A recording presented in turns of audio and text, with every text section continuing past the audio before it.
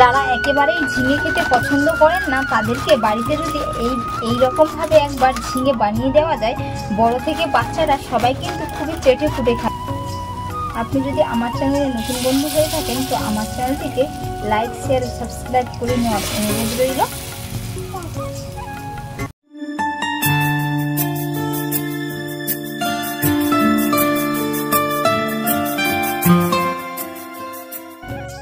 বন্ধুরা, যারা একেবারেই ঝিঙে পছন্দ করেন না তারা কিন্তু বাড়িতে এই রকমভাবে একটার গায়ে 1 কিলো ঝিঙে রান্না করে খেতে পারবেন।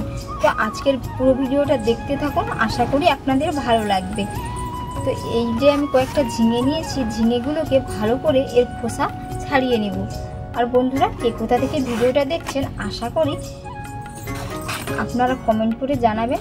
এবং আপনি যদি আমার চ্যানেলে নতুন বন্ধু হয়ে থাকেন অবশ্যই আমার চ্যানেলটিকে লাইক, শেয়ার ও সাবস্ক্রাইব করে নেওয়ার অনুরোধ রইল। তো এইভাবে আমি খোসাগুলো এক এক করে ছাড়িয়ে নেব।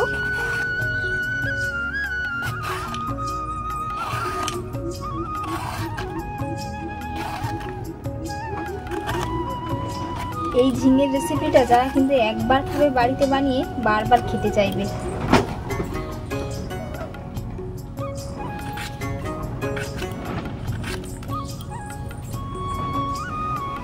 এর খোসাগুলো আমি ছাড়িয়ে নিয়েছি। এবার আমি একটি গ্রেটার নিয়েছি, তো গ্রেটারে ভালো করে গ্রেট করে নেব। এই যে সরু ছিদ্রযুক্ত যে অংশ, এর মধ্যেই আমি ভালো করে গ্রেট করে নেব। তো বন্ধুরা, আপনারা চাইলে কিন্তু মিক্সিতেও করে নিতে পারেন।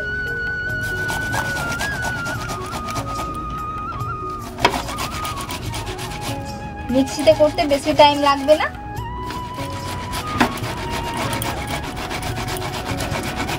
এরকম ভাবে খুব সুন্দর করে আমি গ্রেট করে নেব।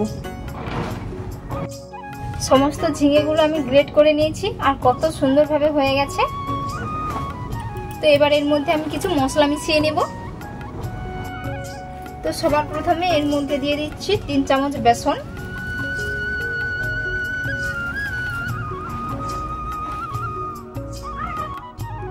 2 চামচ কর্নফ্লাওয়ার। এখানে আপনারা কর্নফ্লাওয়ারের পরিবর্তে চালের গুঁড়ো ব্যবহার করতে পারেন।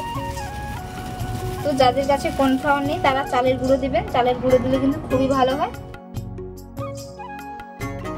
অল্প করে একটু ধনের গুঁড়ো দিয়ে দিচ্ছি, জিরের গুঁড়ো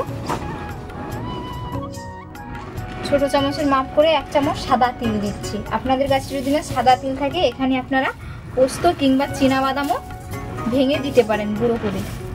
তো এবার এর মধ্যে আমি কয়েকটা কালো জিরে দিয়ে দেব। 1 চিমটে হলুদের গুঁড়ো কালারের জন্য। ঝালের জন্য দিয়ে দিচ্ছি কাঁচা লঙ্কা কুচি। তো এবার আমি এগুলো মাখিয়ে নেব। কোনো লবণের ব্যবহার করছি না, তো লবণ দিলে আগে থেকে জল বেরিয়ে যাবে, এর কারণে লবণ দিলাম না, কিছুক্ষণ পরে দিয়ে দেব। বন্ধুরা, এর টেস্ট যদি আপনারা আরও দ্বিগুণ বাড়াতে চান অবশ্যই আপনারা এখানে একটু আদা কুচি এবং পেঁয়াজ কুচিও দিতে পারেন। এই রকম বানালে পুরো সম্পূর্ণ এটা নিরামিষভাবে বানানো হবে।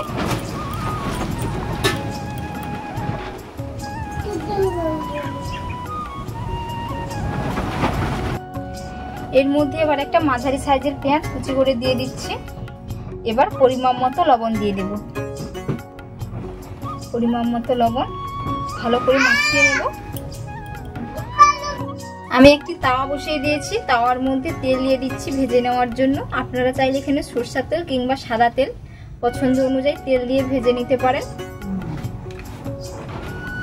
আপনারা তাওয়ার পরিবর্তে কড়াই কিংবা ফ্রাই প্যানেও ভেজে নিতে পারেন। তাওয়াতে ভাজলে কম তেলে হয়ে যায়।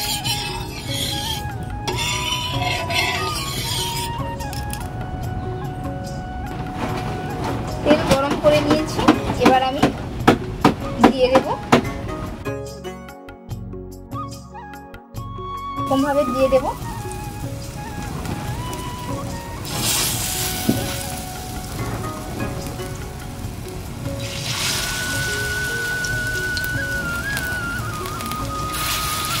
আর বন্ধুরা, চুলার ফ্লেমটাকে এই সময় মিডিয়ামে রাখতে হবে। লো টু মিডিয়ামে রেখে দেবেন, দিলে কিন্তু খুবই ভালো হয়।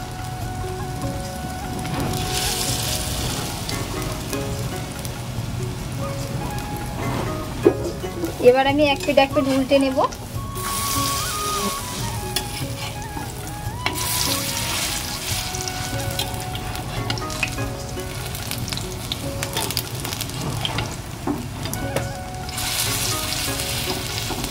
এইরকম ভাবে উল্টে পাল্টে খুব সুন্দর লাল লাল করে ভেজে তুলে নেব।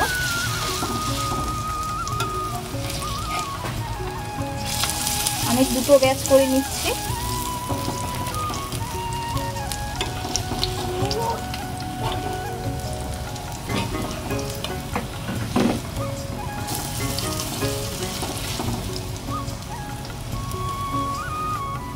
খুব সুন্দর করে লাল লাল করে পুরো একবার মুচমুচে করে ভেজে নিয়েছি। তো এবার আমি এগুলো নামিয়ে নেব। বাকিগুলো ঠিক একই রকম ভাবে ভেজে নেব।